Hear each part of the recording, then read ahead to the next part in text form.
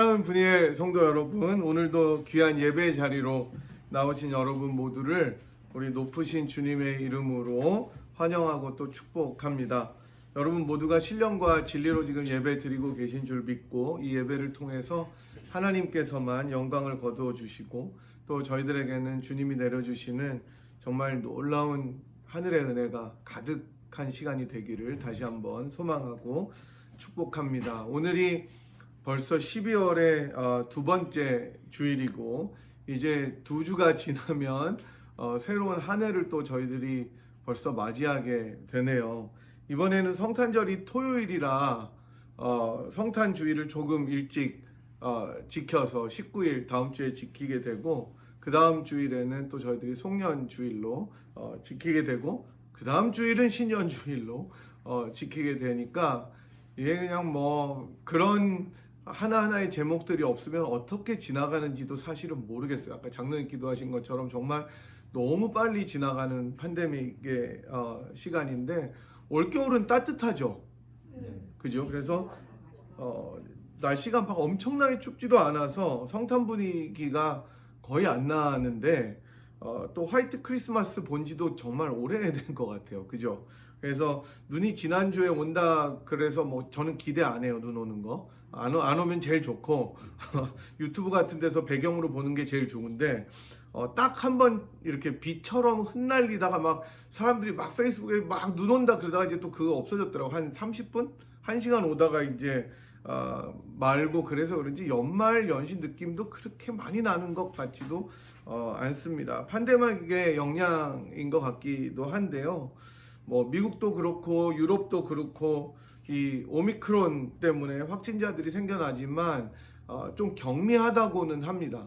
경미하다고는 하고 3차 부스터샷 파이저를 맞은 경우에는 2차까지는 오미크론의 물백신인데 부스터샷을 맞으면 100배가 올라간대요. 면역력이 오미크론에. 그러니까 꼭 부스터샷 접종하시고 여전히 뭐 위드 코로나로 살고 있는데 한국에서는 그동안 K-방역이라고 해서 잘 지켜온 방역이 최근에 급격하게 무너지면서 뉴스마다 지금 난리가 났습니다.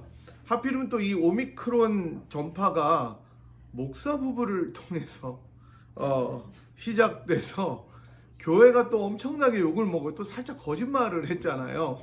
그래가지고 정말 안타까운 일인데 이 오미크론이 물론 전파는 빠르지만 증상이 경미하다는 말이 있으니까 그나마 그래도 다행은 다행이지만 깊어가는 연말에 이렇게 사람들 또 많이 이렇게 몰리는 곳들이 있을 텐데 경각심을 가지고 조심하셨으면 좋겠습니다. 우리가 이제 지난 시간에 인생을 생각하다 9번째로 보장되지 않는 인생 그리고 실패라는 제목으로 말씀을 살펴봤었는데요. 사람의 능력으로만 보장되지 않는 것이 인생사의 성공과 실패다라는 것을 보았습니다. 이 모든 것들이 여전히 하나님의 손아래에 있기 때문에 그렇다고 들었죠. 온전하고 확실하게 보장되는 성공이 단 하나 있다면 그것은 바로 그리스도 안에서 허락된 구원을 얻는 것이다 라고 들었습니다. 이제 오늘은 전도서의 마지막 시간으로 10번째 시간으로 인생을 생각하다를 마무리하도록 하겠습니다. 일의 결국이라는 제목으로 말씀을 듣도록 할 텐데요. 이제 다음 주와 그 다음 주는 성탄 설교, 송년 설교, 그 다음에 신년 설교 이렇게 절기 설교를 하고 1월 둘째 주부터는 제가 마가복음으로 좀 강해를 하도록 하겠습니다. 여러분께서 기도해 주시고 그동안 구약도 많이 봤는데 신약으로 돌아가서 마가복음으로 강해하도록 하겠습니다. 오늘 본문을 보시면 이제 코엘렛은 12장 절반 정도에 걸쳐서 쭉 이야기했던 자기의 말들을 정리하면서 결론을 맺고 있습니다. 그동안 우리가 9번의 시간들을 걸쳐서 살펴보았던 것처럼 이 전도자 코엘렛은 사람의 인생에 대해서 굉장히 많은 교훈들을 이야기했습니다. 처음에 코엘렛이 말했던 것은 인생은 정말 헛되다. 헛되면 헛되니 모든 것이 헛되다. 이 기억나시죠? 그게 전도서를 오프닝 했었던 말이었습니다. 인생사가 일장 춘몽처럼 한여름밤의 꿈처럼 헛되고 무상하고 정말 의미가 없는 일이라는 것을 지금까지 쭉 여러 가지 측면과 여러 가지 예를 들어서 계속해서 설명을 했었습니다. 또 사람들은 언제가 가장 좋은 시기이고 좋지 않은 시간인지 그 찬스와 타이밍도 깨달을 수가 없기 때문에 사람들이 살고 있는 인생은 정말로 unclear하다, 불확실하다, uncertain하다라는 것의 연속이다라는 말도 했습니다. 그래서 자기의 힘으로 어떻게 할 수 없고 성공과 실패마저도 예측이 되지 않는 것이 인생이기 때문에 절대적으로 모든 것을 알고 살아갈 수 없는 인생들에게 그나마 상대적으로 가장 좋은 옵션, 선택의 길은 하나님께서 허락하신 지금 이 현재를 감사함으로 기뻐하고 즐기며 살아가는 까르페 디움이다 라는 것을 말했다고 설명드렸습니다. 그리고 제가 첫 시간에 오해가 없기 위해서 말씀드린 것처럼 가장 값지고 보람 있는 인생은 바로 하나님께 자신의 모든 것을 드리고 맡기면서 살아가는 하나님을 경외하는 인생이 될 때 인생이 의미가 있다라고 말씀드렸습니다. 하나님을 경외하는 것 없이, 즉 주님을 향한 신뢰와 믿음이 없이 사는 인생에게는 정말로 허무함과 무상함이 찾아오고 그 자체로 인생을 정말로 덧없게 살아간다는 것을 코엘렛은 끊임없이 전도서를 통해서 저희들에게 말씀해 주었습니다. 그리고 코엘렛이 전했던 인생에 대한 것은 절대로 오늘 본문에서 이렇게 이야기합니다. 절대로 거짓이 아니라 참이다, is truth라고 이야기를 하면서 본문의 9절부터 11절까지 이게 얼마나 참된 것인지를 이야기해주고 있습니다. 코엘렛은 자기가 정말로 이 땅에서 가장 지혜로운 사람 중에 하나로서 어쩌면은 탑 1이죠. 가장 와이즈한 사람으로서 여전히 백성에게 지식을 가르치는 왕이었고 또 그것을 묵상하고 궁구하고 잠언을 많이 지어서 힘써서 아름다운 말을 구한 사람이었습니다. 그래서 자기가 기록한 것은 인생을 계속해서 관조하고 묵상하고 보니까 정말로 정직하고 진리의 말씀으로 내가 여기에 썼다라고 말하고 있습니다. 자신 있게 말할 수 있어요. 자기가 지금까지 인생에 대해서 논한 것은 정말 정확한 진리의 말씀이었다라고 이야기합니다. 그리고 그 말씀은 찌르는 채찍같이 날카로워서 인생의 본질이 무엇인지를 정말 정확하게 캐치하고 있다는 것입니다. 그러니까 많은 사람들이 이 인생이 뭐냐고 물어봤을 때 여러 가지로 정의를 내릴 수 있지만 코엘렛이 말했던 인생은 덧없고 허무하고 하나님을 경외하는 것, 이것이 정말로 그 엑기스라고 말하고 있는 것이죠. 회중의 스승의 말씀은 잘 박힌 목 같으니 한 목자의 주신 바라고도 이야기합니다. 우리가 기도할 때마다 진짜 많이 들었던 주님의 말씀이 잘 박힌 목과 같이 우리들 심령에 박히게 하시옵소서. 그 말이 여기에 나오는 거예요. 잘 박힌 목과 같이 말씀이 여기 있다. 여기 나오는 말입니다. 제가 전도서 강해를 하면서 한 가지 느꼈던 것은 설교를 하다 보면 우리들이 숫자는 엄청 많지 않지만 이 청중들의 반응이 있어요. 그게 느껴져요. 진짜. 그러니까 제가 줌으로 할 때도 느껴져요. 심지어 그 사람들이 화면을 끄고 제 강의를 들어도 느껴져요. 그게 제가 신령해서 느껴지는 게 아니에요. 그게 그냥 하다 보면 이제 감으로 아는데, 제가 이 인생을 생각하다 시리즈를 하면서 여러분들이 참 전도서 말씀에 공감을 많이 하신다는 생각을 했어요. 다른 것도 여러분이 물론 많이 말씀을 사랑하시고 잘 들으셨지만 전도서를 여러분들이 본문을 읽으시고 또 제 말씀을 들으시면서 굉장히 공감을 많이 하신다는 저만의 착각인가요? 네, 그렇게 많이 제가 느꼈습니다. 여러분들이 저보다 더 많은 인생의 날들을 살아오셨고 또 경륜도 많이 있으시기 때문에 더 그렇게 느끼신 것 같다는 생각이 들어요. 인생이라는 것이 여러분 당시를 살아갈 때는 어떻게 지나가는지도 모를 정도로 사실은 치열하고 바쁘게 흘러가는 것이 우리 인생 아닙니까? 여러분이 돌아보시면 내가 왜 그렇게 열심히 치열하게 바쁘게 시쳇말로 빡세게 살아왔을까라는 생각이 들 정도로 순간순간에는 그렇게 사는데 다 돌아보면 한 해가 또 덧없을 때도 있다는 거예요. 그게 우리 인생이에요. 그렇게 10년이 흐르고 그렇게 20년이 흐르고 그렇게 30년이 흘러서 우리 아들이 커서 그때 내 나이가 되고 그게 다 우리들의 인생 아닙니까? 그래서 그 순간들이 지나면 후회도 남고 또 좋은 추억도 남고 아쉬움도 남고 기쁨도 남는 것이 우리들의 인생이잖아요. 아마 이런 인생의 상념과 무상을 노래하는 전도서가 우리들의 마음에 굉장히 깊이 와닿았다는 생각이 듭니다. 저도 이 시리즈를 준비하면서 참 은혜를 많이 받았습니다. 어쨌든 코엘렛은 자기가 지금껏 인생에 대해서 말한 것이 인생의 정말로 정확한 통찰이다라는 것을 다시 한번 강조하고 있습니다. 그리고 이제 전도서의 결론을 내립니다.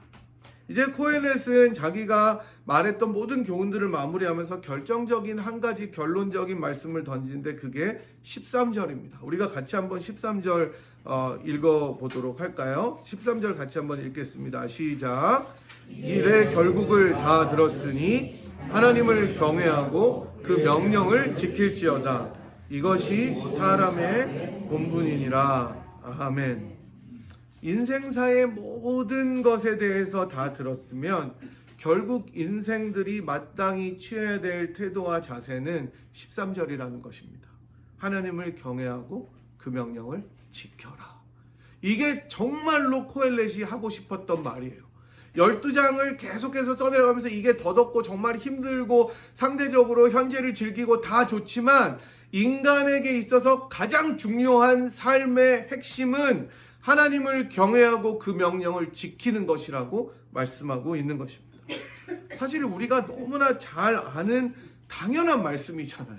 이게 우리가 대부분 교회를 다 오랫동안 다녔고 주일학교를 우수한 성적으로 졸업하셨으며 예수 믿는 신앙의 경륜이 꽤 되어서 다 직분을 가진 지도 오래되었는데 이 말이 무엇인지 모른다면 정말 어색할 거예요. 하지만 우리가 조금 더 생각해보면 이 말씀만큼 중요한 것이 없다는 것입니다. 여러분, 전도서의 독자들은 어쩌면 우리보다도 더 깊은 신앙심을 가진 사람들이었을 가능성이 높습니다. 구약의 사람들이 독자라면 어쩌면 우리보다도 훨씬 더 열심히 성경을 읽고 연구하고 묵상하고 자나 깨나 일어서나 앉으나 진짜 어떻게 해서든지 자신들의 삶에 하나님의 말씀이 머무르도록 교육받고 또 자녀들에게 그것을 교육했던 사람들이었을 텐데 하지만 코엘렛은 이런 사람들에게 마지막 당부의 말씀으로 너무나 잘 아는 그 말씀, 하나님을 경외하고 그 명령을 지킬지어다라고 당부하고 있는 것입니다. 그러면 우리 인생에서 하나님을 경외하고 그 명령을 지킨다는 것은 도대체 구체적으로 무엇을 의미하겠습니까? 이게 오늘의 질문입니다. 사실 우리가 하나님을 경외하고 그 명령을 지킨다는 것은 너무나 많은 방식들로 여러 가지로 설명을 드릴 수가 있을 것 같습니다.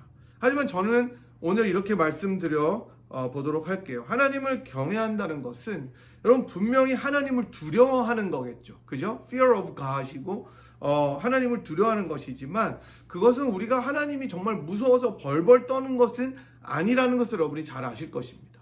하나님을 존중하고 하나님을 신뢰하고 하나님의 길을 전적으로 따르는 것, 이게 이제 하나님을 경외하는 기본입니다.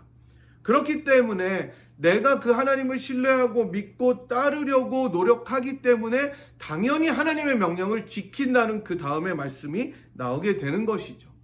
이것을 구체적으로 조금 더 구체적으로 말씀드리면 내 생각에 절대로 될 수 없을 것 같은 그 일도 내가 이리저리 머리를 굴려서 계산을 해봐도 절대로 안 될 것 같고 계산도 되지 않는 그 일을 하나님께서는 하실 수 있다는 믿음을 가지는 것입니다.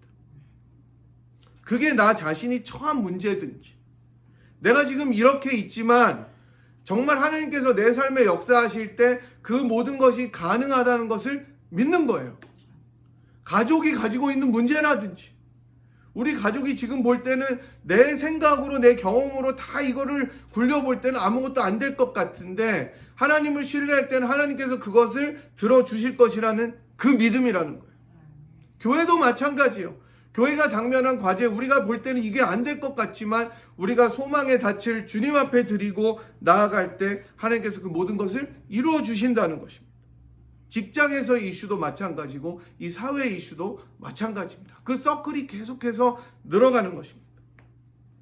그 모든 나의 가정, assumption, 계산과 감정과 생각과 경험을 주님 앞에 내려놓고 그분의 길 앞에 나의 모든 것을 맡기는 신뢰, 그게 믿음입니다.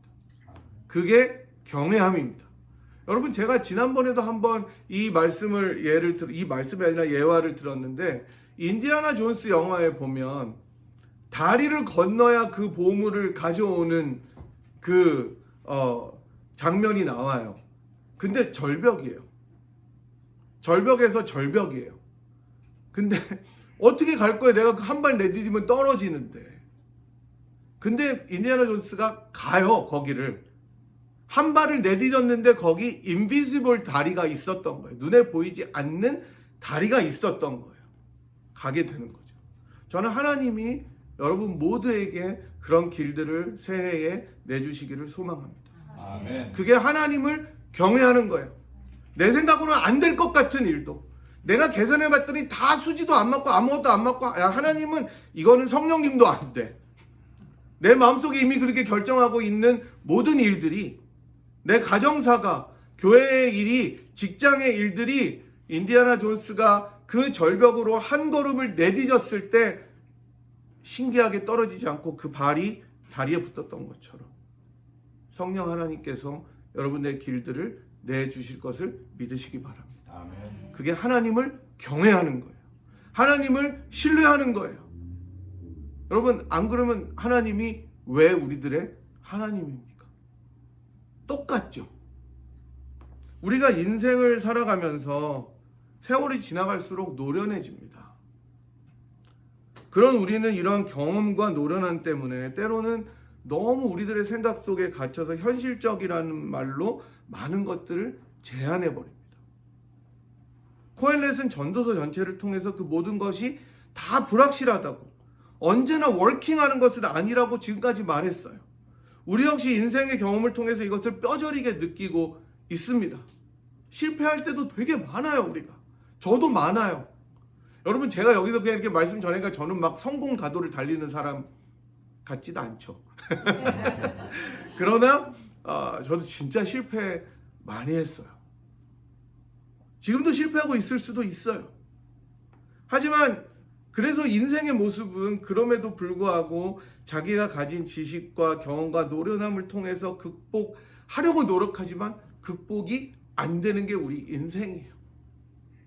그러니 이 모든 것을 하나님의 발 앞에 내려놓으라는 것입니다. 그분의 계획과 광대하심 앞에 머리를 숙이고 겸손하게 하나님의 길을 인정하라는 것이 코엘렛의 마지막 당부입니다.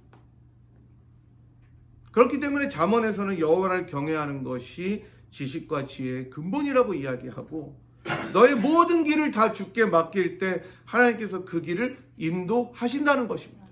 비록 그 길이 나의 마음에 맞지는 않더라도, 때로는 나랑 맞을 때는 진짜 우리가 따봉이죠, 진짜. 대길이죠, 대길이. 그러나 우리들의 마음과 맞지 않더라도 하나님이 우리들을 이끌어주는 그 길은 하나님 보시기에는 최선의 길입니다. 사실 우리들의 인생을 돌아보면 우리를 이렇게 인도하시는 분이 하나님이심을 여러분들이 깨닫게 되실 것입니다. 그러니까 장로님 기도하신 것처럼 우리들이 다 한순간 한순간을 돌아보면 하나님의 은혜 없이는 된 것이 없어요. 여러분, 작년 팬데믹을 한번 돌아보십시오. 우리 그때 락다운 됐을 때 어떻게 살았습니까? 모이지도 못하고, 제가 줌으로 쏜 거, 저는 여러분 얼굴 못 보고 저만 여러분만 제 얼굴 보고, 그죠? 참 힘들더라고요. 저 벽에다 대고 찍는데 죽을 것 같더라고요. 계속 책꽂이 삐뚤어진 것 같고 막, 와, 진짜 저희 집이 약간 살짝 기울었어요, 이렇게. 그래가지고 책꽂이가 요렇게 돼 있어요. 그러니까 우리 딸이나 우리 아들이 보면 아빠 이렇게 앉아 있는 것 같대요. 그러니까 그것도 신경 쓰이고, 그러다가 우리가 다시 만났을 때 얼마나 기뻤습니까? 지금 또 너무 당연하잖아요. 또 교회는 어때요? 교회 안 팔려가지고 맨날 뭐 그 굿맨인지 배드맨인지 걔네들 그 배트맨인지 슈퍼맨인지 그죠? 난리치고 그러다가 여러분 또 팔린 지 또 좀 됐잖아요 지금. 또 아무렇지도 않잖아요. 이게 언제 팔렸는지 또 기억도 안 나요 좀 있으면. 여러분 이게 다 하나님의 지나오게 하시는 은혜인 줄 믿으시기 바랍니다. 다 불확실했잖아요. Nothing is clear. 그죠? 그런데 그걸 가장 확실하게 해주시는 분은 누구였어요? 하나님밖에 없는 거예요. 여러분의 가정사도 돌아보세요. 정말 1년, 2년 이 팬데믹 속에 지나가면서 어려움도 겪고 기쁨도 겪지만 하나님께서 우리들을 지켜주셔서 이렇게 지금까지 인도하신 그 은혜가 얼마나 놀랍습니까? 우리가 잘 알듯이 성경에서 보면 야곱이 우리들의 인생과 정말 비슷한데 아무리 자기의 특출난 꾀로 모든 것을 자기가 경영하고 계산하고 다 헤아려서 실행한다고 하더라도 그 인생의 키를 쥐고 계신 분이 누구셨어요? 하나님이셨어요. 그가 흥할 때에도 그가 망할 때에도 모든 흥망성쇠의 키는 하나님께서 쥐고 다스리셨다는 것을 우리가 너무나 잘 알고 있지 않습니까? 형인 에서를 속여서 장자권을 빼앗았던 야곱이 그 다음에는 모든 것이 다 탄탄대로로 다 잘 풀릴 줄 알았어요. 모든 것이 다 내 뜻대로 될 것 같았지만 그렇게 믿었지만 절대로 그렇지 않았어요. 그때부터 인생이 덕고였어요. 외삼촌 라반에게 충성하면서 그 외삼촌의 재산을 배보다 더 많이 증식시켜 주었지만 도리어 속임수에 당해서 사랑했던 여인과 14년 후에 결혼을 하게 되는 거죠. 그리고 두 번째 부인으로밖에 맞지 못했죠. 철저하게 다 플래닝해서 계산된 플랜 속에서 형 에서와 화해라고 했을 때에도 하나님께서 그 인생을 하나님 없이는 살 수 없는 인생으로 야복강에서 만나주셨습니다. 그게 브니엘이에요. 이 브니엘, 하나님과의 만남. 우리들의 인생이 우리들의 뜻대로 되지 않는다는 거예요. 하나님께서 붙잡으셔야 그 인생이 바로 된다는 것입니다. 그게 우리 교회의 아이덴티티예요. 그 이후에도 회개하지 못하고 좌충우돌했던 이 야곱의 삶을 끝까지 하나님의 열심과 사랑으로 신실함으로 인도하셔서 마침내 야곱이 하나님 앞에 서게 될 때 바로를 축복하고 주님께 경배하는 사람으로 만들어 주셨습니다. 만약 야곱이 자기의 계산과 경험과 꾀를 내려놓고 처음부터 하나님을 그리고 하나님의 계획을 소망하고 기대하고 의지했다면 그 어려운 시절들이 조금은 줄지는 않았을까 생각이 되기는 합니다. 그러나 인간이 그렇지 못해요. 그러니 여러분, 지금까지 잘 달려오셨지만 그럼에도 불구하고 나의 고집과 나의 경험과 가정과 나의 계산으로 하나님의 일하심을 제한하셨던 부분이 있다면 과감히 벗어버리시기 바랍니다. 우리가 인생을 살아갈 수 있도록 하나님을 제한하면 우리의 신앙이 도대체 어디에 있는 겁니까? 하나님의 일하심과 다스리심을 기대하고 입을 크게 열고 하나님을 기대하는 것, 그것이 바로 하나님을 사랑하고 경외하는 것임을 믿으시기를 바랍니다. 하나님께서는 항상 우리들의 기대대로만 역사하지는 않으세요. 우리가 알아요. 하지만 우리가 믿는 바 아들을 아끼지 않고 허락하신 그 하나님께서 다른 모든 것을 아들과 함께 우리들에게 은사로 주실 것을 믿으시기 바랍니다. 여러분, 우리 예수님을 보십시오. 히브리서에서 우리가 늘 말했던 것처럼 우리 주님께서는 그 앞에 있는 즐거움을 위하여 십자가를 참으셨고 결국 하나님 보좌 우편에 앉으셨다고 말씀합니다. 만약 가장 지혜로우시고 말씀 그 자체이신 예수님께서 자기의 지혜를 동원해서 십자가를 지지 않으려고 마음 먹으셨다면 왜 방법이 없었겠어요? 우리가 생각하지도 못할 기발한 방법으로 안 지셨겠죠. 어떻게든 피하셨겠죠. 사실 마귀가 광야에서 우리 주님한테 행했던 시험들은 바로 그런 현실적인 것이었습니다. 너가 배가 고프니까 잘 먹어라. 배가 고픈데 먹는 게 당연한 거 아니야? 그게 리얼리티 아니냐? 그리고 다들 너를 하나님의 아들이 아니라고 비웃고 조롱하고 막 진짜 도리어 화를 내고 그러는데 그러니까 너가 하나님의 아들인 것을 보여줘라. 얼마나 현실적이에요. 그리고 이 만국 모든 것을 가지려면 나에게 복종해라. 다 줄게. 사실 이 모든 시험 세 가지를 살펴보면 얼마나 이 세상의 지혜인 것처럼 보입니까? 현실적인 것처럼 보입니까? 그러나 우리 주님께서 그렇게 하지 않으셨어요. 아무리 현실적으로 배가 고파도 하나님의 말씀으로 살아야 된다는 것을 이야기하셨어요. 비웃고 조롱당하는 길이 열려있고 예상되고 내가 그 앞에 직면하더라도 그 조롱을 받더라도 십자가의 길을 가는 것이 진정한 하나님의 길임을 말씀하셨습니다. 하나님만을 섬기고 이 세상의 부귀를 버리는 것이 가장 인생의 큰 지혜인 것을 자신의 삶으로 보여주셨고 그 십자가를 묵묵히 지시고 하나님 앞으로 뚜벅뚜벅 걸어가셨습니다. 그래서 우리 주님께서는 십자가를 앞두고 너무나 고통스러울 그때에도 아버지 앞에 자신을 드리셨던 것입니다. 그게 하나님을 경외하는 것입니다. 나의 소원, 나의 소망, 때론 나의 욕심, 욕망, 계산, 경험, 현실적이라는 판단을 주님 앞에 드리고 하나님의 일을 기대하고 소망하는 것, 그게 믿음이요, 그게 신뢰인 것을 믿으시기 바랍니다.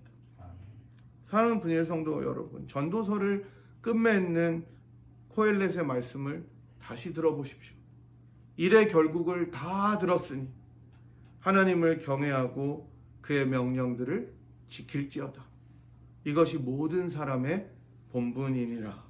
이 말씀이 우리 마음속에 정말 잘 박힌 모처럼 역사해서 우리의 경험, 우리의 노련함, 우리의 지식, 우리들의 상황을 모든 것을 뛰어넘는 하나님의 은혜의 통로가 되기를 바랍니다. 이제 우리가 한 해를 보내고 새해를 맞이하면서 하나님의 큰 일을 기대하십시오.